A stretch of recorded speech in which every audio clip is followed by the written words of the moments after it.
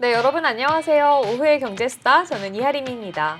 안녕하세요. 오후의 경제수다 고혜림입니다. 네, 어제 우리 시장 굉장히 좋은 흐름을 보이면서 이 미 증시가 CPI 결과가 나온 것에 훈풍이 분 것을 그대로 좀 답습하는 모습을 보였었는데요. 말 그대로 일일천하였습니다. 오늘 우리 시장 모습 한번 살펴보시면 이 어제까지 가지고 갔었던 상승세를 다시 한번 반납을 하듯 차익 실현 매물이 좀 출하가 되면서 약세를 보이고 있는 상황입니다. 이 코스피 시장에서는 4거래일 연속 동반 순매수를 보이던 외국인과 기관이 이제 오전 중에 빠져나가면서 매도 우위의 모습을 보이고 있고요. 이 개인만 홀로 순매수를 하고 있는 상황이라고 합니다. 미 연준의 이 당국자들이 금리 인하와 관련해서 너무 지나치게 긍정적인 이 전망이 시장에 번지니까 다시 한번 이 신중한 모습을 보인 것에 국내 증시도 어느 정도 경계감을 드러내고 있는 상황인 것 같습니다. 네, 어제는 올랐다가 오늘은 전반적으로 하락하는 장세, 숨구르기 장세가 이어지고 있는데요. 그동안 지금 저PBR주로 분류가 되면서 상승세를 탔었던 종목들 오늘 일제히 하락하는 모습 나타나고 있습니다. 금융주도 역시 하락세를 면치 못하는 모습 나타나고 있고요. 시총 상위주들도 대부분 하락하고 있는 가운데 오르는 종목이 거의 보이지 않습니다. 지금 상단에 위치한 종목들 중에서는 알테오진 같은 경우에 지금 상승하는 흐름 나타나고 있고요. 지금 각계전투의 양상을 보이고 있는 오늘 시장입니다. 다시 한번 파란불을 켜면서 우리 시장 어떻게 접근을 해야 할지 조금 더 신중한 투자 전략을 세우셔야 할 것 같습니다. 네, 오늘 우리 시장의 이 방향성 그리고 가지고 있는 특징들 어떻게 한번 전략을 짜봐야 될지 오늘도 오수다와 함께 전략 짜보시기를 바라겠고요. 오늘 오수다에서는 편재 기자와 함께 이모저모 여러 가지 이슈들 모아보는 모이슈 시간 준비가 되어 있습니다. 그리고 김대중 교수와 함께하는 이슈 경제까지 다양한 수다 주제들이 준비되어 있다고 하네요. 네, 그리고 오늘 마감 전에 살펴보는 오늘장의 주식의 특징적인 흐름까지 다 함께 살펴보도록 할 테니까요. 끝까지 함께 해주시길 바라겠습니다. 더불어 본 방송에서 제공하는 정보는 투자 판단에 대한 조언일 뿐 해당 종목의 가치, 상승 혹은 하락에 대해서는 보장하지 않습니다. 네, 그럼 오후의 경제수다 오수다 지금 바로 시작해 보도록 하겠습니다. 먼저 현재 시장 상황부터 살펴보고 갈게요. 구하영 캐스터 나와주시죠. 네, 시황센터입니다. 한 주의 마지막인 금요일 오늘 다소 아쉬운 출발을 했는데요. 간밤 미 증시가 금리 인하 신중론으로 조정을 받으면서 우리 시장에도 영향을 받은 것으로 보입니다. 그럼 자세한 시장 상황 살펴보겠습니다. 먼저 코스피 지수입니다. 코스피 지수 0.99% 하락한 2,725선을 지나가고 있습니다. 코스피 지수 현재 사흘 만에 하락세를 보이고 있고요. 장중 흐름을 살펴보시면 장 초반부터 쭉 미끄러져 내려왔는데 2,725선 저점을 찍은 뒤 현재 횡보세를 보이고 있습니다. 이어서 코스닥 지수 살펴보시죠. 코스닥 지수 1.52% 강하게 하락한 857선 현재 지나가고 있습니다. 코스닥 지수 역시 사흘 동안 하락세에 지나가고 있고요. 장중 흐름 살펴보시면 장 초반 854선 저점을 찍은 코스닥은 이후 다시 올라와 주나 싶더니 밀리는 모습 보여주고 있습니다. 이어서 수급 상황 함께 살펴보시겠습니다. 먼저 코스피 수급입니다. 현재 기관과 외국인의 쌍끌이 매도가 들어왔는데요. 기관이 1,272억 원, 외국인이 4,173억 원 매물을 출회하고 있고요. 개인이 홀로 5,245억 원 물량을 사들이고 있습니다. 코스피 현재 어제와 반전된 모습을 보여주고 있고요. 업종별 등락을 살펴보시면 하락 업종이 우세합니다. 하락 업종 순으로는 보험, 기계, 건설업, 운수장비 순으로 이어지고 있습니다. 이어서 코스닥 수급 상황 함께 살펴보시겠습니다. 코스닥 개인과 기관의 쌍끌이 매수가 들어왔네요. 개인이 199억 원, 기관이 1,286억 원 물량을 사들이고 있고요. 외국인이 1,256억 원 매물을 출회하고 있습니다. 코스닥은 기관이 3거래일 연속 순매수를 보여주고 있고요. 개인은 원래 순매도를 보여주다가 1시 45분경부터 순매수 전환에 성공했습니다. 업종별 등락 살펴보시면 하락 업종이 우세합니다. 하락 업종 순으로는 제약, 중견기업, 금속, 제조 순으로 이어지고 있습니다. 이어서 시가총액 상위 종목 함께 살펴보시겠습니다. 코스피 1위부터 5위 종목입니다. 네, 현재 삼성 바이오로직스를 제외하고 전반적으로 파란불을 켰는데요. 반도체부터 살펴보시겠습니다. 먼저 삼성전자 1.15% 하락한 77,300원에 거래되고 있습니다. 삼성전자는 2거래일 연속 순매도에 이어지고 있습니다. 이어서 SK하이닉스 살펴보시겠습니다. 1.19% 하락한 197,700원 지나가고 있습니다. 오늘은 하락 전환했고요. 외국인과 기관의 매도가 들어왔습니다. 이어서 LG에너지솔루션 살펴보시겠습니다. 1.31% 하락한 376,500원에 거래되고 있습니다. LG에너지솔루션 2거래일 연속 하락세를 보이고 있고요. 12시 부근에서 가파른 매도세를 보였습니다. 마지막으로 제약바이오 삼성바이오로직스 함께 보시죠. 0.64% 강보합한 78만 9천 원에 거래되고 있습니다. 삼성바이오로직스는 2거래일 연속 매수 흐름 보여주고 있습니다. 이어서 코스닥 시가총액 상위 종목 살펴보시겠습니다. 1위부터 5위 종목입니다. 역시 혼조세를 보이고 있는데요. 먼저 2차 전지주들부터 살펴보겠습니다. 먼저 에코프로비엠입니다. 0.93% 하락한 21만 4천 원에 거래되고 있습니다. 에코프로비엠 오늘은 하락 전환했는데요. 오전장에 22만 원 고점 찍은 이후 매물을 출회한 것으로 보이고 있습니다. 이어서 에코프로입니다. 에코프로도 0.79% 하락한 10만 원에 거래되고 있습니다. 역시 오늘 하락 전환했고요. 마지막으로 엔캠 보시겠습니다. 엔캠 0.34% 강보합한 29만 1,000원에 거래되고 있습니다. 엔캠 순매도 보이다가 2시경에 매수 전환하나 싶더니 다시 매도세를 보였는데 현재 다시 매수세로 상승한 모습 보여주고 있습니다. 이어서 제약바이오주 살펴보시겠습니다. 알테오젠 6.63% 강하게 상승한 18만 9,800원에 거래되고 있습니다. 알테오젠은 현재 3거래일 연속 매수 흐름 보여주고 있습니다. 마지막으로 HLB 보시죠. 29.96% 강하게 하락한 6만 7,100원에 거래되고 있습니다. HLB는 간암 신약 리보세라닙이 FDA 승인 불발 소식에 하한가를 쳤는데요. 알테오젠에게 시총 3위 자리까지 내준 모습 보여주고 있습니다. 그럼 지금까지 시황센터였습니다. 네, 잘 들어봤습니다. 저희 자세한 시장 상황은 마감 후에 한 번 더 짚어보는 걸로 하겠습니다. 자, 그럼 저희는 다음 코너로 넘어가 봐야겠죠? 오늘도 현재 기자와 함께 이모저모 여러 가지 이슈들 모아보는 모이슈 시간 준비가 되어 있습니다. 기자님, 오늘도 어서 오세요. 네, 안녕하세요. 네, 그럼 오늘은 또 어떤 이슈부터 만나볼지 첫 번째 이슈 바로 한번 만나보겠습니다. 미중 무역 분쟁이 다시 격화되고 있습니다. 미국이 이 중국산 전기차 그리고 반도체에 대한 사실상 수입 금지에 맞먹는 폭탄 관세를 부과한다고 밝혔는데요. 이 우리나라 산업계에도 영향이 미칠 것으로 예상이 되고 있다고 합니다. 먼저 현재 상황부터 좀 요약을 해주시죠. 네, 미국 조 바이든 대통령이 현지 시간으로 지난 14일 중국산 전기차 관세를 현재 25%에서 4배인 100%로 대폭 인상하겠다고 밝혔습니다. 미국은 중국의 불공정한 무역 관행에 대응하기 위해 이러한 관세 인상을 지시했다고 백악관은 발표했습니다. 그러면서 100%의 관세율은 중국의 불공정 무역 관행으로부터 미국 부품을 7.5%에서 25%로 리튬이온 비전기차 배터리는 2026년까지 7.5%에서 25%로 각각 관세를 올린다고 덧붙였습니다.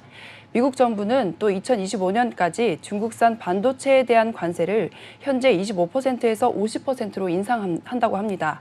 여기에 중국은 보복 조치를 또 예고한 상황입니다. 네, 여기서 문제는 이 우리 경제에도 이 부분이 영향을 미칠 수 있다는 겁니다. 물론 단기적으로는 이 중국산 관세 인상에 대한 반사 이익을 좀 기대하고 있는 이 섹터들이 있는 상황인데요. 다만 장기적으로 봤을 때도 과연 우리나라에 있어서 이러한 이슈들이 이익일지 이런 부분에서는 조금 의문을 제기하게 됩니다. 좀 우리나라의 입장 역시 곤란해질 수 있다. 이런 분석이 좀 전반적인데요. 이에 대해서 좀 어떻게 스탠스를 취해야 될지가 문제인데 좀 설명을 해주시죠. 네, 정부는 이번 무역 갈등에 대한 대응책을 준비 중에 있습니다. 국내 완성차와 반도체 업계 등은 단기적으로 반사이익을 얻을 수 있을 것으로 예상이 되지만 글로벌 공급망에는 장기적인 피해가 불가피할 것으로 내다보고 있습니다.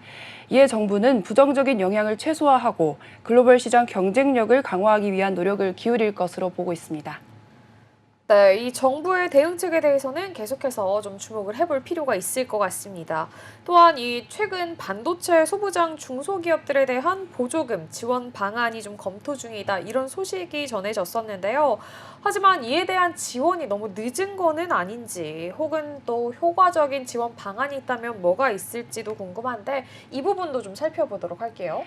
정부는 최근 반도체 소부장 중소기업들에 대한 보조금 지원 방안을 검토 중에 있습니다. 이에 대한 구체적인 결정은 아직 내려지지 않았지만 업계에서는 직접적인 지원이 필요하다는 목소리가 나오고 있습니다. 이에 정부는 여러 방안을 검토하고 있고 이에 대한 결정이 내려지는 대로 적극적으로 발표할 것이라고 설명했습니다. 네, 중국과 관련된 소식 조금만 더 만나보도록 하겠습니다. 이 중국이 최근 들어서 대규모 특별 국채 발행을 시작하고 있습니다. 이에 대한 우리나라의 대응책 좀 어떻게 봐야 할까요? 네, 중국의 대규모 특별 국채 발행으로 전 세계 금리에 타격을 줄 수 있다고 전문가들은 설명했습니다. 우리나라도 지속적인 논의와 협력을 통해 대응책을 마련해야 한다고도 덧붙였습니다. 네, 중국 국채 발행 그리고 미중 무역 분쟁 이슈까지 한번 알아봤습니다. 이 업데이트되는 소식이 있다면 계속해서 팔로우업을 부탁드리도록 하겠고요. 저희는 그러면 다음 이슈로 넘어가 보도록 할게요. 네, 다음 소식은 통계청이 오늘 17일 발표한 4월 고용 동향에 따르면 이 취업자 수가 기존의 2,869만 3천 명으로 1년 전보다 무려 26만 1,000명이 늘었다고 합니다. 이 올해 1, 2월 이 두 달 연속으로 30만 명대가 증가를 기록한 건데요. 지난 3월 10만 명대로 증가폭이 떨어진 이후에 다시 20만 명대로 올라섰다고 하는데 이 자세한 내용 함께 전해주시죠. 네, 통계청에서 발표한 자료에 따르면 지난달 취업자 수는 1년 전보다 26만 1,000명 늘어난 숫자를 기록했습니다. 특히 제조업, 보건복지, 정보통신 분야에서 수출 호조와 돌봄 수요 증가가 취업자 증가에 영향을 미쳤다고 합니다. 네, 그렇다면 이 청년 취업자들의 이 수는 또 어떨까요? 청년 취업자 수는 인구 감소와 취업이 늦어지는 영향으로 18개월 연속으로 내리막을 걷고 있습니다. 20대와 40대 취업자의 수도 감소했으며 특히 15세에서 29세 청년 취업자 수는 전년 대비 8만 9천 명 감소하여 18개월 연속으로 하락했습니다. 네, 청년 취업자들은 점점점 줄어들고 있는 상황인데 그렇다면 전체적인 이 고용 동향은 또 어떨까요? 전체 고용률은 63%로 전년 대비 0.7% 상승했습니다. OECD 기준인 15세에서 64세 고용률은 1년 전보다 0.6%포인트 오른 69.6%로 역대 최고치를 기록했다고 합니다. 네, 그렇다면 이 마지막으로 실업자 수와 실업률은 또 어떨지가 궁금합니다. 네, 실업자는 88만 5천 명으로 전년 대비 8만 1,000명 늘어나 실업률은 약 3.3%로 1년 전보다 0.2%포인트 상승한 것으로 집계됐습니다. 네, 이렇게 점점 실업률은 계속 증가하고 있고 취업하는 사람들은 점점점 줄고 있고 확실히 불경기는 불경기구나 이런 생각이 드는데요. 앞으로 모두가 함께 잘 살 수 있는 세상이 왔으면 좋겠다 이런 생각을 해보도록 하겠습니다. 자, 그럼 다음 이슈로 넘어가 보도록 할게요. 네, 다음 이슈입니다. 이 그동안 해외 직구를 통한 제품은 별도의 안전장치 없이 국내에 반입이 되어 왔는데요. 이 최근 들어서 저희가 좀 이야기를 해봤던 알리나 테무 등이 이러한 직구의 대표적인 예시였습니다. 최근 들어 이 소비자의 안전을 위해 위해성이 큰 해외 직구 제품은 안전 인증이 없는 경우 직구를 금지하기로 했습니다. 정부는 16일 인천공항본부 세관에서 해외 직구 급증에 따른 소비자 안전 강화 및 기업 경쟁력 제고 방안을 발표했다고 하네요. 이에 대한 자세한 내용 좀 알려주시죠. 네, 정부는 다음 달부터 유모차와 전기, 온수매트 등 80개의 품목이 KC 인증이 없으면 해당 제품의 해외 직구가 원천 금지될 예정입니다. 또한 현재는 $150 해외 직구 제품이 관세와 부가가치세가 면제가 되는데 이에 대한 기준 조정도 고려 중에 있습니다. 이러한 조치는 최근 해외 직구의 증가로 인해 안전관리가 필요한 제품들이 해외로 유입되는 문제가 발생하고 있기 때문이라고 해석하고 있습니다. 네, 뭐 유모차, 전기 온수매트 이런 품목들 같은 경우에는 정말 그 무엇보다 안전이 중요한 부분이란 말이죠. 아이들이 직접 쓰는 제품이기도 하고 전기 온수매트 같은 경우에도 저도 무서워서 아직도 못 쓰거든요. 정말요? 혹시나 터지면 네. 이 감전될까 봐 아. 무서워서 못 쓰고 있는데 혹시 정부는 그러면은 왜 이런 조치를 지금 시행하게 된 건지도 궁금합니다. 해외 직구가 증가함에 따라 안전 인증을 받지 않은 제품들이 국내로 유입되고 있는 문제가 발생하고 있습니다. 특히 최근 중국 쇼핑 플랫폼을 통해 판매되는 제품 중에는 안전 기준을 초과하는 발암 물질이 검출된 사례가 늘어나고 있습니다. 이것을 해결하고 소비자들의 안전을 보호하기 위해서 이번 조치가 시행하게 된 것입니다. 네, 최근 이 중국 쇼핑 플랫폼에 관련된 문제가 정말 많았는데 이번 조치를 통해서 좀 변화가 있지 않을까 이렇게 좀 예상이 되기도 합니다. 이 부분 소비자들에게는 과연 어떤 영향을 미칠까요? 해외 직구가 급증하는 가운데 소비자들의 안전을 보호하기 위해 KC 인증이 없는 제품의 국내 반입이 원천 차단될 것으로 예상이 됩니다. 이번 조치로 인해 유해 물질이 포함된 제품의 유입을 막을 수 있을 것으로 기대가 됩니다만 면세 한도의 조정으로 인해 소비자들이 내야 하는 세금이 늘어날 수도 있습니다. 그렇네요. 이 소비자들이 좀 내야 하는 세금이 늘어날 수도 있다. 이런 부분은 또 저희가 다시 한번 생각해 봐야 될 부분이 아닌가 싶은데 앞으로의 대응 방안에는 그러면 어떤 게 있을까요? 네, 정부는 관련 법을 좀 개정을 통해서 안전 인증이 필요한 제품들을 해외 직구를 좀 차단을 하고 소비자들의 안전을 보호할 수 있는 대책을 마련할 것으로 예상하고 있습니다. 또한 면세 한도의 조정과 관련하여 소비자들이 부담할 수 있는 세금 또한 문제에 대해서도 고려할 것으로 보고 있습니다. 네, 그러면은 저희는 다음 이슈로 넘어가 보도록 하겠습니다. 네, 마지막 이슈입니다. 오늘 세계 고혈압의 날을 맞아서 이 고혈압 예방과 관리에 대한 중요성을 한번 이야기해 보려고 하는데요. 사실 고혈압은 많은 분들이 들어는 보셨을 거예요. 근데 이게 왜 이렇게 중요한지 이것에 대한 인지율이 좀 낮다고 하는데 이 부분에 대해서 한번 자세히 살펴보겠습니다. 네, 고혈압은 심장과 혈관에 큰 부담을 주면서 만약에 적절한 관리가 이루어지지 않는다면 뇌졸중, 심근경색 과 같은 심각한 질환의 위험을 증가시킨다고 합니다. 특히나 고혈압은 침묵의 살인자로 불리기 때문에 초기에 증상이 없어서 무시하기가 쉽기 때문입니다. 네, 그렇군요. 이게 무시하기 쉬운 이런 증상이라고 하니까 이 질병이 더욱더 무서운 것 같은데요. 그럼 이번에 발표된 고혈압 현황에 대해서도 좀 자세히 알려주시죠. 네, 질병관리청의 자료에 따르면 우리나라 성인 3명 중에 1명이 고혈압을 앓고 있는 것으로 나타났습니다. 하지만 고혈압 환자 중 본인이 질환을 앓고 있다고 인지하는 비율은 71.2%에 그쳤습니다. 특히 30대의 경우 고혈압 유병률은 높지만 그 대다수가 본인이 고혈압을 앓고 있다고 인지하지 못하고 있었습니다. 저는 이렇게 성인 중 3명 중에 이제 1명이 고혈압을 앓고 있다. 이 사실도 굉장히 놀라운데 많은 분들이 이제 본인이 고혈압이다. 이걸 몰랐다는 게 잘 모르고 있다는 게 더욱더 놀라운 것 같아요. 그럼 연령별로는 또 어떤 경향을 보이는지가 궁금해요. 연령별로는 70세 이상의 환자들이 상대적으로 고혈압에 대한 인지율이 높았습니다. 하지만 40대 이하의 연령대에서는 인지율이 상당히 낮았었는데요.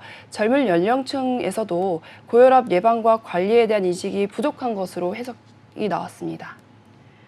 질병은 또 본인이 이 질병을 앓고 있는 걸 좀 알고 좀 증상이 느껴져야지 이걸 또 관리하고 이것에 대해서 방어를 좀 할 수가 있다는 생각이 드는데요. 자, 그렇다면 인지율을 좀 높일 수 있는 그런 캠페인이 있다고 하는데 이에 대해서도 좀 자세히 알려주시죠.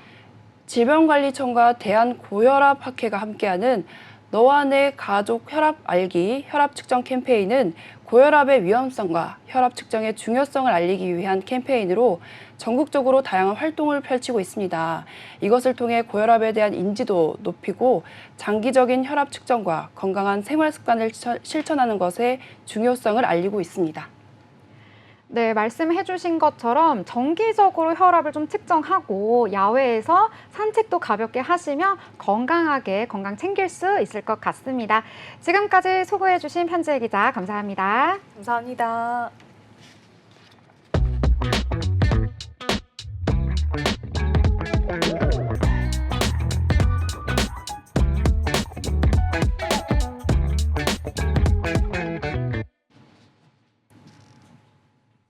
네, 현재 시각은 3시 21분입니다. 이제 우리 장 마감까지 9분가량 남아있는 상황인데요. 오늘도 우리 시장에서 어떤 이슈 뜨거웠는지 짧게 이야기 나눠보도록 하겠습니다.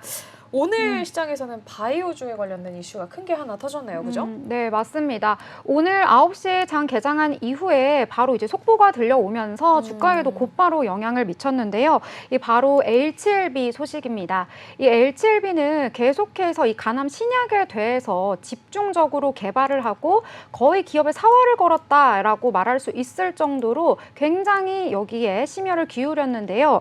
지금 이 미국의 FDA에서 다시 한번 좀 체크를 해봐라, 다시 보완을 해서 가져와라, 이러한 이야기를 하면서 이 사실상 FDA 승인이 거절된 것이 아니냐, 이러한 소식이 전해지면서 이 H7B와 관련된 그 관련 주들이 일제히 오늘 하한가를 기록을 했습니다. 이 뉴스가 전해지자마자 현재 H7B 하한가를 기록하면서 67,100원까지 내려간 상황이 나타났고요. H7B 이노베이션도 역시 하한가 기록한 모습 나타났고, 테라퓨틱스 같은 경우에도 오늘 하한가를 기록하면서 그동안 H7B 그룹주에 상승했던 그 상승분 거의 절반 가까이를 내줬다, 이렇게 볼 수가 있겠습니다. 그동안 H7B는 사실 임상에서 계속해서 성공을 하면서 자신감을 내비치고 있었거든요. 그런데 오늘 전해진 이러한 결과로 인해서 거의 모든 주가가 곤두박질 쳤습니다. 이 H7B는 2022년에 유럽 종양학회에서 발표한 임상 3.3 결과에 따르면 이 리보세나믹과 칼렐리주맙 이 병용요법 투여군의 생존 기간이 22.1개월이었어요. 근데 네. 사실 기존에 승인된 이 간암 1차 치료제 중에서 가장 생존 기간이 길었던 게 이 로슈의 표적 항암제 아바스틴과 이 면역 항암제 티센트릭 이거였는데, 네. 이 두 가지의 병용요법은 기존에 19.2개월이었거든요. 근데 지금 H7B에서 만든 게 22.1개월이니까 거의 지금 한 3개월 정도 길다, 이렇게 볼 수가 있었기 때문에 생존 기간을 크게 늘렸다라고 해서 기대감이 모아지고 있던 그러한 상황이었습니다. 네, 맞습니다. 그렇지만 오늘 승인이 불발이 되기 전에도 우려가 있기는 있었습니다. 앞서서 임상 결과가 계속해서 잘 나오고 있다, 이렇게 말씀을 해주셨는데, 이 임상들을 한번 자세히 살펴보면 주로 이제 아시아인 그리고 B형 간염 바이러스로 인한 간암 환자의 비중이 좀 높았습니다. 그 외에도 이 고혈압 등의 부작용이 나타날 수도 있다라는 우려까지 포함이 좀 되어 있었는데요. 이에 따라서 이 H7B의 FDA 승인 여부에 의구심을 가졌던 분들이 계셨습니다. 결국에는 그런 우려가 또 현실이 된 것이다, 이렇게 보여지고 있고요. 그러면 과연 H7B 측에서는 이런 승인 불발에 대해서 어떻게 말하고 있냐 한번 살펴봤더니, 진양곤 H7B 그룹 회장이 이 회사 유튜브 채널을 통해서 이 공식 입장을 직접 발표를 했다고 합니다.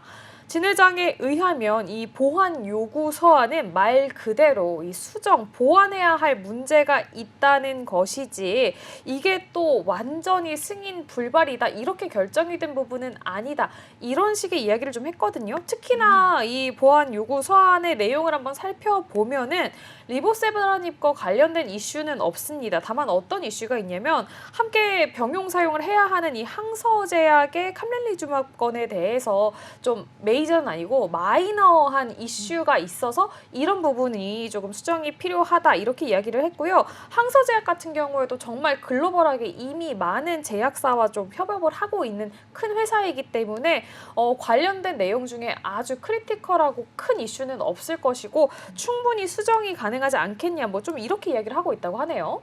네, 그래서 진양곤 회장이 아직까지는 지금 심사 과정에서 이 마이너한 내용 지적받았다고 말씀해 주셨는데 수정 보완하겠다라고 했지만 충분히 FDA에 만족을 시키지는 못한 것 같다. 이러한 내용을 전하면서 앞으로 지금 이 회장의 말처럼 잘 해결이 될지 근데 또 FDA 측에서는 이것을 받아들일 수가 있을지 앞으로 계속해서 이 추이를 지켜봐야 할 것 같다. 이렇게 보시면 되겠습니다. 네, 애초에 증권가에서도 이 HLB에 관한 항암제 신약 허가 가능성을 좀 92%까지 내다보기도 했었는데 이 기대감으로 이 코스닥 시총 2위 자리까지 한때 올랐었던 HLB 이번 시련을 어떻게 극복을 하고 또 이 신약 승인을 믿고 산 주주들의 손해를 좀 어떻게 회복을 할 수 있을지 지켜봐야 될 것 같습니다. 그리고 오늘 시장에서 또 새로운 이슈 한번 업데이트된 거 살펴보도록 하겠습니다. 미니진 그리고 하이브와 관련된 이슈가 나왔는데요. 미니진이 이 어도어를 사달라며 네이버 두나무를 만났다 이런 소식 전해드리도록 하겠습니다. 오늘 시장에서 이 조선비즈 단독 보도로 나온 내용입니다. 미니진 어도어 대표가 이제 경영권의 확보를 위해서 네이버 그리고 업비트 운영사죠 두나무를 접촉한 것으로 확인이 됐습니다. 네이버와 두나무 측은 이 하이브의 민 대표와 만난 사실을 시인한 것으로 알려졌는데요. 지금까지는 드러난 적이 없는 이 외부 투자자의 존재가 실질적으로 존재했다는 것이 좀 밝혀지면서 민 대표가 경영권 탈취를 실제로 추진을 해왔다라는 하이브 측 주장에 힘이 실리지 않을까 이렇게 좀 볼 수 있겠습니다. 그동안 민 대표는 뭐 어떤 투자자도 만난 적이 없다 이렇게 줄곧 주장을 해왔거든요. 그런데 그것을 반박하는 직접적인 증거가 나타났다고 봐야겠죠? 네, 그렇습니다. 그래서 미니진 대표가 언제 누구를 만나서 어도어 인수를 제안했나 봤더니 이 민 대표가 송치영 두나무 의장과 네이버 관계자 등을 만나서 이 어도어의 인수를 제안했다 이렇게 전해지고 있습니다. 민 대표가 송 의장에게 하이브를 압박해서 이 어도어를 좀 가져가라 이렇게 발언을 한 것으로 알려지고 있거든요. 왜냐하면 두나무가 이 하이브의 지분 중에서 5.6%를 보유하기 때문에 지금 3대 주주에 속하고 있습니다. 그래서 이렇게 접촉한 정황은요, 이 하이브가 감사를 하는 과정에서 이제 밝혀진 건데요.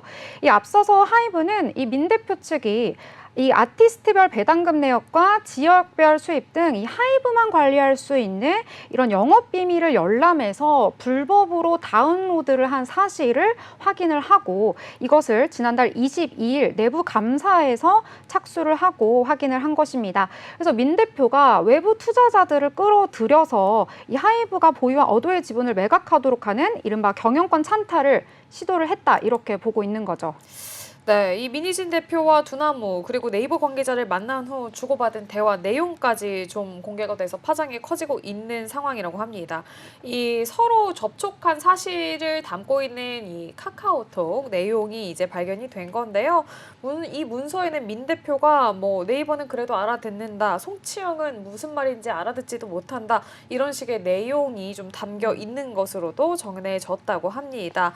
앞서서 이 하이브는 어도어 부대표가 풋옵션을 통해서 현금을 확보를 하고 또 재무적 투자자를 통해서 하이브로부터 어도어 지분을 매수하려고 한 계획 이에 대해서 민 대표가 대박이다 이렇게 반응한 대화 내용을 또 공개를 하기도 했었잖아요. 좀 이렇게 내용을 보면 아무래도 미니진 측에 좀 불리하지 않은가 싶은데 이 미니진 대표가 이와 관련해서 또 반박을 좀 내놨어요. 그죠? 네, 그래서 반박을 해서 뭐 지금 여기에서 음만 밀어내기를 하려고 했다. 그래서 내부 고발한 건데 이거에 대해서 감사를 착수한 거다라고 지금 반박 자료를 내긴 했는데 사실 이 재반박은 기존의 하이브의 반박과는 다르잖아요. 지금 투자자들을 만나서 지금 경영권 가져가려고 한 거 아니냐 이러한 내용에 대한 반박은 아니라서 좀 직접적인 내용의 연관성이 좀 맞지 않는다 이러한 시각도 지금 나오고 있는 상황입니다. 자, 그렇다면 지금 미국의 HLB 승인 불발 이슈와 함께 하이브와 어도어의 경영권 전쟁까지 살펴봤습니다. 자, 그러면 저희는 지금 시장의 마감 상황으로 돌아오도록 하겠습니다.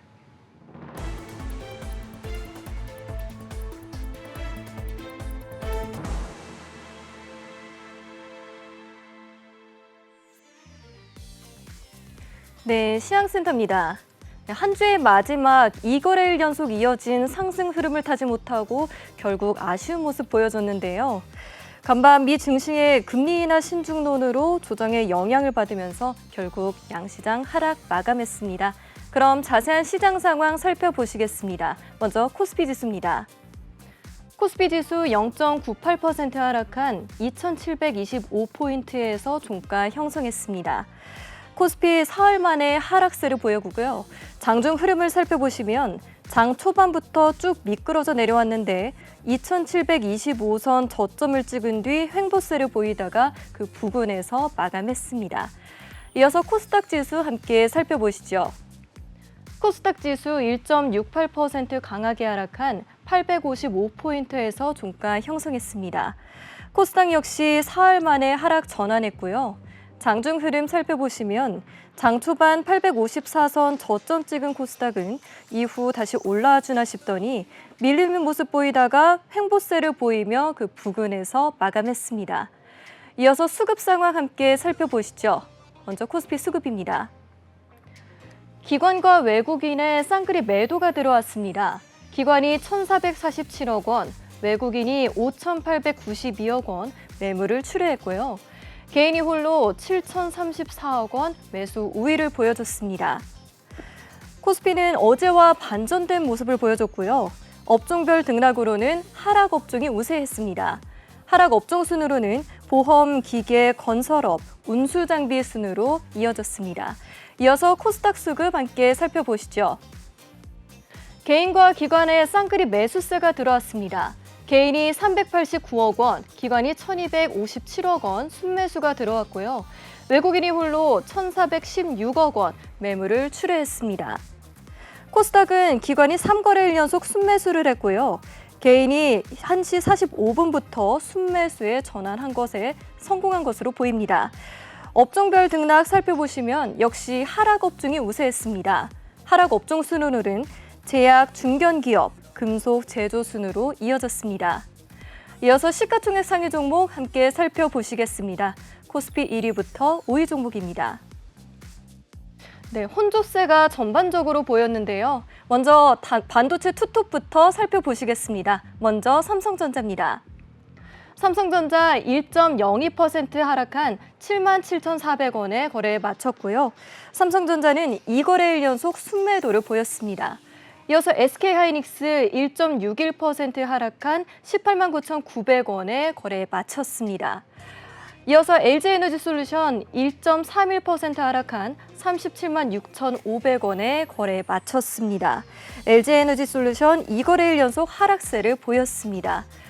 이어서 코스닥 시가총액 상위 종목 함께 살펴보시겠습니다. 1위부터 5위 종목 함께 보시죠.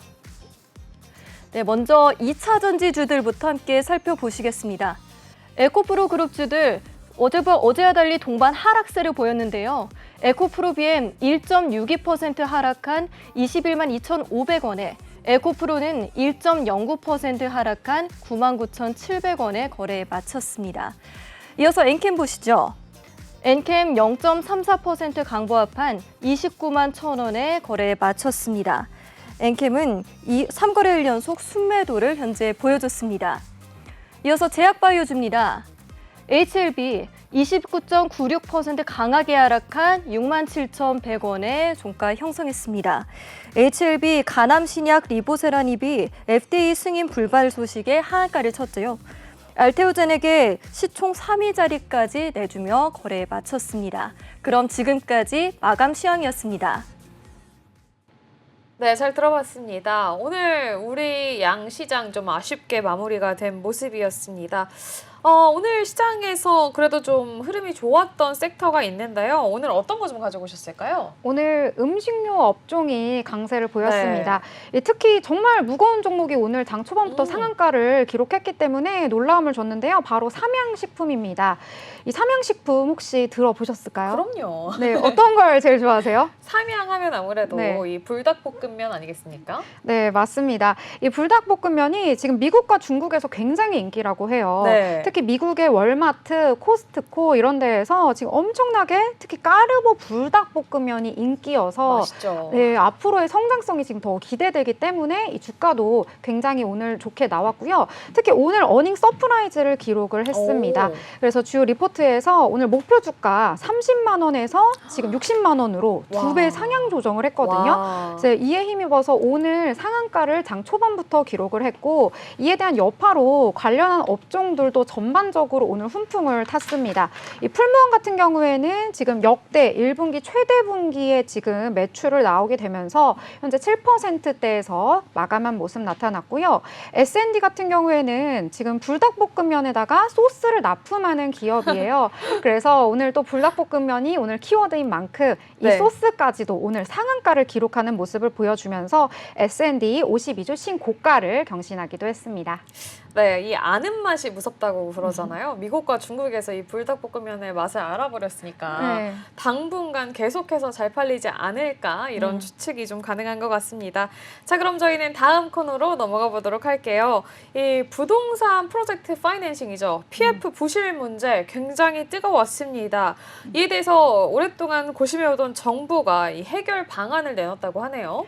네, 옥석 가리기를 통해서 이 부실 사업장의 구조 조정을 강도 높게 조정하겠다 이러한 내용을 밝힌 건데요. 이 과연 골마 터질 대로 이 터진 부실 부동산 PF의 환부를 잘 도려낼 수 있을지 함께 들어보도록 하겠습니다. 네, 저희 자세한 내용은 세종대 경영학과 김대종 교수님과 함께 짚어보겠습니다. 교수님 어서 오세요. 안녕하세요. 네, 안녕하십니까. 네, 교수님 오늘은 저희 부동산 PF에 관련해서 이야기를 좀 나눠보려고 하는데요. 정부가 드디어 이 부동산 PF 정상화 대책을 발표했습니다. 여기에 어떤 핵심 내용이 있는 건지 먼저 좀 짚어주시죠. 네, 부동산 PF는 이제 뭐 잘 아시다시피 프로젝트 파이낸싱을 말하는 건데요. 우리나라의 지금 현재 전체 프로젝트 파이낸싱은 한 230조 원 정도 됩니다. 지금 현재 전체적인 부실을 보면 정권사의 연체율이 가장 높습니다. 한 13% 정도 되고, 그다음에 저축은행이 한 7%, 그다음에 나머지 뭐 상호금융 이런 데 한 3% 정도 됩니다. 그러니까 우리나라의 은행의 평균 연체율이 0.4%밖에 안 되는데 지금 정권사는 전체 대출의 13%라고 하는 것이 연체가 되고 있다는 것이기 때문에 아주 심각하다고 보고 있는 거고, 정부는 230조 원 총 프로젝트 파이낸싱 중에 5에서 한 10% 정도가 부실이 우려가 된다 이렇게 보고 있는 겁니다. 근데 또 이제 우리가 또 장점으로 이게 장점과 단점이 있는데 우리가 이제 긍정적인 면은 부실화된 것을 좀 털어내버리고 빨리 정리한다는 그런 장점이 있지만 또 단점은 미국은 부동산 시장이 과열이 되거나 또 불황이 됐을 때 절대로 정부가 강제로 개입하지 않습니다. 이것을 시장 경제 원칙에 맡겨서 건설사라든지 부동산 업계가 자율적으로 해야 되는데 정부가 이렇게 또 강제적으로 개입하는 것은 또 단점이고 우려가 되는 것이다. 저는 그렇게 보고 있습니다. 네, 지금 말씀해 주신 것처럼 정부가 개입하는 것에 대해서 좀 부정적으로 말씀해 주셨는데 지금 시장에서도 정부의 이 같은 해결책이 좀 미봉책이다 이러한 의견도 사실 나오고 있거든요. 이런 지적은 또 어떻게 보시는지 궁금합니다. 뭐 가장 큰 우려가 되는 게 이제 이렇게 우리가 정부가 지금 현재 전체 230조 원 중에서 한 5%, 뭐 10%라 그러면 한 23조 정도 됩니다. 네. 여기에 대해서 지금 정부가 기존에는 우리가 부동산에 대해서 뭐 양호, 보통, 유의 이렇게 3단계였는데 이번엔 4단계로 넣었습니다. 추가로. 그래서 밑에 있는 유의라든지 부실 우려에 대해서는 정부가 한 번 더 평가를 해서 만약에 연장이 2번 정도 됐다든지 또는 전체 대출을 해준 사람의 4분의 3이 동의를 해야만 다시 연장을 해주겠다든지 이런 여러 가지 까다로운 조건을 걸었습니다. 그렇다 그러면 부동산이 이제 불황이기 때문에 지금은 이렇게 연장을 안 해줄 가능성이 굉장히 높아지는 겁니다. 네. 우리가 만약에 이렇게 두 군데 업체라도 이렇게 연장을 안 해주게 되면 이게 연쇄적으로 파급 효과를 가져와서 우리나라 전체 부동산에 큰 위기를 가져온다는 겁니다. 이제 그런 것을 이제 부동산 개발 업체들이 반대를 하고 있는 것이고, 저는 이제 미국과 같이 정부가 강제적으로 개입하는 것도 그렇게 좋은 건 아니다. 미국 정부는 부동산이 화랑일 때나 불황일 때 철저하게 시장 경제 원칙에 맡겨서 스스로 알아서 시장 경제에 맡기겠다는 겁니다. 그렇지만 우리나라는 지금 현재 정부가 강제로 개입하게 되고 또 최근에 은행의 실적이 굉장히 좀 양호했습니다. 그 은행의 양호한 실적을 가지고 우리가 부동산 건설업계에 좀 개입을 하라 이런 의미인데 그렇습니다. 지금 현재 금년 9월부터 미국이 기준금리를 인하할 예정입니다. 0.25%씩. 그래서 미국이 목표로 하고 있는 기준금리가 금년도에 5.5%에서 금년에 원래 4.6%고 앞으로 3년에 걸쳐서 내리겠다고 얘기했습니다. 그러면 이제 내년에는 3.6%, 후내년에 2.6까지 기준금리를 내릴 예정이기 때문에 한국은행은 금년 12월부터 기준금리를 내리게 될 겁니다. 그러면 앞으로 3년 동안 계속 기준금리를 내리게 된다 그러면 부동산이 굉장히 화랑이 되고 성장하게 되는 겁니다. 서울과 전국의 부동산 추세를 봤을 때 장기적으로 90% 확률로 계속 우상향했습니다. 최근에 서울의 부동산 가격은 1년째 오르고 있습니다. 전세 가격도 크게 오르고 있고 오늘 아침에 뉴스 봤더니 반포에는 4년 동안 갑자기 부동산을 우리가 임대차 3법에 의해서 2년씩 연장이 됐기 때문에 4년 만에 전세가 3억, 4억 정도 올랐다고 그럽니다. 이와 같이 지금 서울은 주택이 부족한 상황입니다. 그래서 정부가 강제적으로 이런 프로젝트 파이낸싱에 대해서 정리를 한다 그러면 많은 건설업계가 또 부도가 나거나 어려워지게 되는 거죠. 그러면 부동산은 우리가 공급하는데 한 5년 정도 걸립니다. 우리가 이것을 부동산의 탄력성이 낮다고 얘기하는데 공급을 할 수가 없는 겁니다. 그래서 저는 정부가 강제로 개입했을 때 이렇게 주택 공급이 부실화된다든지 또 집값이 급등을 가져올 우려가 있다. 우리가 집이 부족하다고 했을 때 문재인 정부 때 집값이 100% 올랐습니다. 전세도 90% 올랐습니다. 집은 뭐 김현미 국토부 장관이 내가 빵이라고 하면 밤새 굽겠다 이렇게 얘기를 했는데 이거 아파트는 짓는데 5년 정도 걸립니다. 그러니까 이분이 이제 경작을 안 하고 이제 신방가를 나왔기 때문에 경작을 모르는 사람이었다. 그래서 결론은 아파트라고 하는 것은 특수성이 있는 거기 때문에 우리가 이렇게 쉽게 결정하는 것이 안 좋고 시장 경제에 맡기는 것도 하나의 좋은 대안이다. 저는 그렇게 봅니다. 네, 그러니까 교수님께서는 이게 정부에서 강제적으로 개입을 하기보다는 그 왜 우리 대학 시절에 배우잖아요. 애덤 스미스의 보이지 않는 손. 시장 경제 원리에 그냥 자연스럽게 맡겨두는 편이 더 낫다. 이렇게 생각을 하셨던 것 같습니다.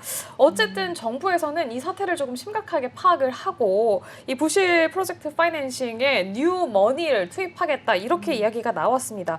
뉴머니는 무슨 머니인지도 일단 궁금하고요. 이 부실의 싹을 자르는 것이 아니라 돈을 더 투입하는 것, 과연 이것이 근본적인 해결책이 맞는가 하는 거에 대한 우려가 또 있다고 합니다. 교수님은 이 부분 또 어떻게 보고 계세요? 지금 현재 정부는 은행권에서 그래도 이제 한 영업이익이 작년까지 해서 한 50조 원 났습니다. 은행권들이 뭐 ELS 펀드에 돈도 물어주고 했지만 그래도 한 50조 원 정도 순이익이 있기 때문에 거기에서 한 5조 원 정도를 마련해서 이 부동산 문제를 좀 해결하자 이런 차원입니다. 그 은행들은 본인들이 또 힘들고 고생해서 번 돈을 가지고 이렇게 유머니로 전체의 한 10%에서 5% 정도, 한 10조 원 내외 정도를 우리가 영업이 안 되고 또 연장이 하기 곤란한 것을 경매나 공매로 처리하고 또 경매나 공매에서도 처리 안 되는 것은 이 은행권에서 출자한 돈을 가지고 이러한 부동산을 매입하자는 얘기입니다. 그러니까 은행들은 본인들이 고생해서 번 돈을 가지고 이 부동산을 살리기 위해서 청산 자금으로 투자하자는 것에 대해서도 또 볼멘 목소리를 내고 있는 거고 또 건설사나 개발사의 입장에서는 이렇게 한두 개의 기업이라도 청산이 되거나 대출 연장이 안 된다 그러면 본인도 아주 곤란하다는 거죠. 이렇게 연쇄적으로 부동산의 위기를 가져온다는 겁니다. 지금 현재 서울에서는 부동산의 단독 세대주가 지금 40%인데요. 앞으로 50% 이상까지 늘어날 겁니다.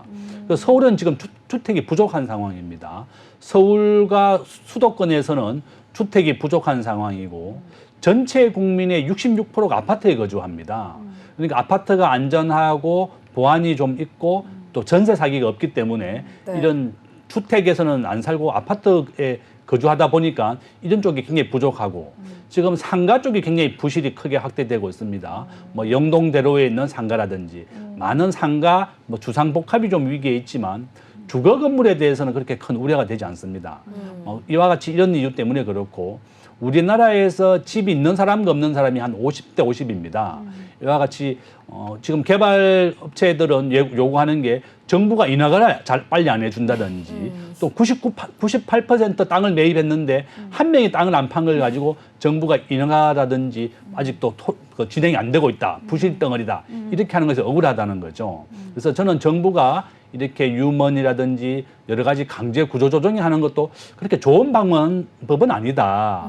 이게 시장 경제에 맡기고 건설사와 은행이 스스로 자율적으로 해결하게 나가야지 정부가 강제적으로 했을 때는 문제가 되고 또 부동산이라고 하는 것이 가장 특수성이 한 게 있는데요.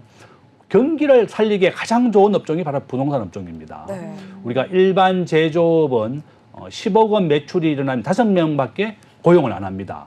그렇지만 항상 새로운 정부나 새로운 국회가 출범할 때 보면 부동산을 통해서 경기를 살리고 우리 서민들 경제를 살려주는 겁니다.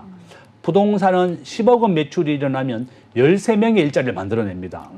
가장 많은 일자리를 만들어내는 거기 때문에 이렇게 부동산 업체에 대한 청산을 한다든지 또 이렇게 경매나 공매로 청산해 버리게 되면 또 서민들이 일자리가 없어지는 게 단점이다. 그래서 가장 좋은 해결책은 좀 시장 경제에 맡기고 또 건설사나 은행이 자율적으로 하는 것도 좋은 방법이다. 저는 그렇게 봅니다.